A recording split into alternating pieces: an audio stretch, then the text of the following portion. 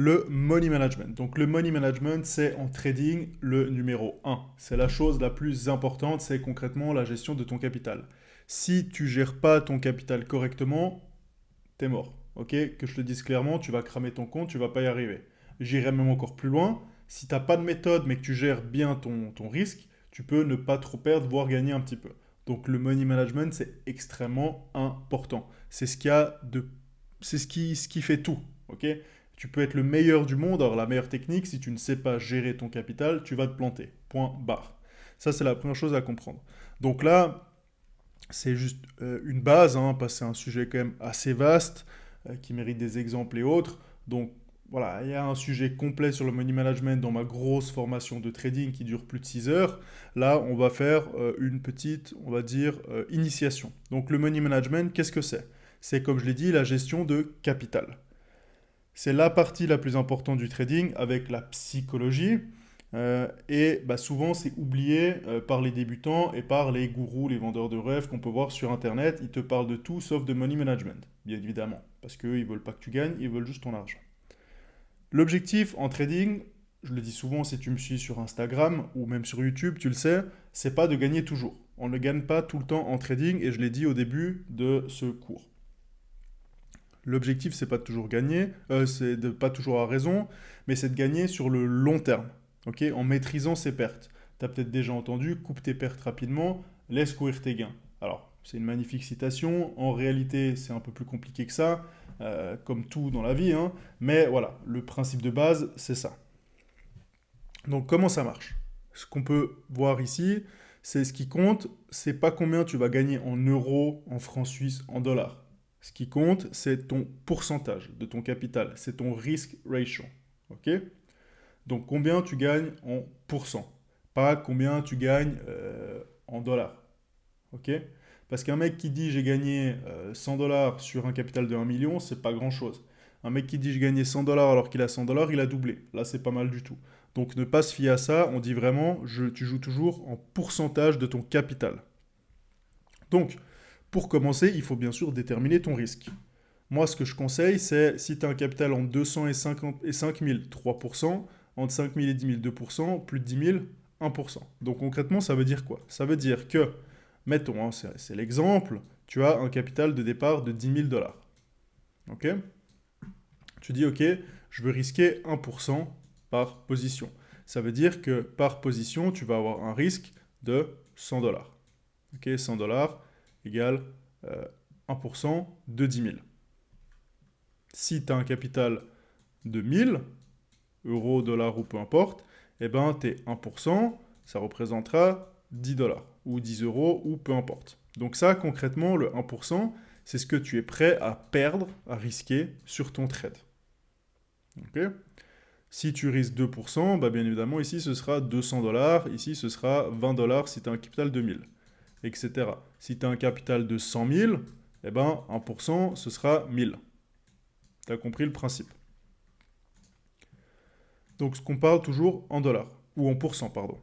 Pourquoi déterminer son risque à l'avance? Bah, quand tu fais ça, tu connais ta perte. Donc, tu sais déjà combien tu peux perdre au maximum, combien tu es prêt à risquer. Donc, à partir de là, tu es déjà plus sûr. Dans ton trading, tu es déjà plus sécurisé. Tu sais, ok, au maximum, je peux perdre tant. Tu tiendras donc mieux tes trades et tu risques de moins faire d'erreurs. Moins faire de trades impulsifs ou de déplacer ton stop ou de choses comme ça. Donc une fois que tu connais ta perte max acceptée, tu vas devoir repérer les opportunités qui valent la peine. On entend par là une opportunité qui te donne un ratio, un RR, Risk Ratio, tu as peut-être déjà entendu ça, de 1,5 au minimum. Donc ça s'appelle le Risk Ratio. Pour le calcul, c'est simple, on divise son gain potentiel par sa perte max. Ça donne son RR. Donc ça veut dire quoi? Ça veut dire que quand je vais rentrer en position, si je risque 1%, donc je reprends sur mon capital, mettons, de 10 000, hein, sur mon capital de 10 000, si je risque 1%, donc 100 dollars, je dois avoir un RR, on a dit, au minimum de 1,5. Donc ça veut dire que pour 1%, je dois aller gagner au minimum 1,5%. Donc je dois gagner au minimum 150 dollars. Ça, c'est mon objectif. Si j'ai un RR de 2, bah pour 100 dollars, j'irai gagner 200 $. Tu comprends le principe. Si tu as un RR de 3, etc., etc. Nous, ce qu'on veut, c'est toujours au minimum un RR de 1,5. Si tu as moins que 1,5, si tu risques 100 $ pour gagner 130 $, ça vaut pas la peine. Tu rentres pas en position. Point. Donc, comme je l'ai dit, pour le calcul, on divise son gain par sa perte. Tu fais 150 divisé par 100, ça fait 1,5. Tout simplement. Ça, c'est un calcul de base, c'est une règle de 3. Ok, donc là, en l'occurrence, une division. Donc, pour prendre un exemple, on a une analyse technique sur Safran. On voit ici. Alors, je vais enlever la caméra, histoire qu'on voie. Donc, sur Safran, hop, on voit que j'ai fait mon plan, et puis j'ai un bon d'entrée à 127,5, un stop loss à 114, et mon objectif c'est 150. Donc concrètement, je vais calculer mon gain entre le TP et le point d'entrée, la perte, et je vais diviser pour mon gain par ma perte. Donc, si je reprends, ça donne quoi? Alors juste dézoomer pour revenir dessus. Donc, point d'entrée 127,5, stop loss 114, donc ça fait 13,5 par action de perte. Take profit 150, donc ça fait 22,5. Donc j'ai un ratio de 1,66. Je divise donc mon gain, 22,5, divisé par 13,5 et ça me donne 1,66. Donc mon ratio, il est plus de 1,5. Ok? Donc là, j'ai, je le répète, ici j'ai 22 de gain et ici j'ai 13. Donc je divise ça par ça. Tout simplement. Ok? Mon ratio est de 1,5, mon trade est bon.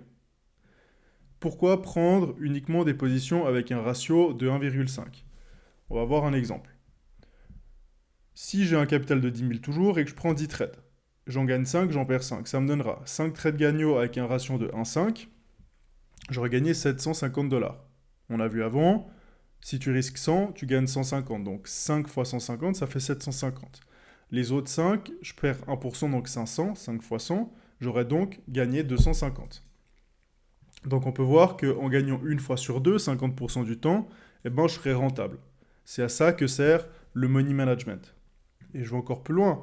Si tu as un ratio de 3, ça veut dire que quand tu risques 1%, eh ben, tu en gagnes 3. Donc mettons toujours sur notre capital de 10 000, tu risques 100, tu gagnes 300. Imagine tu gagnes 3 trades de suite. Ça fait 900.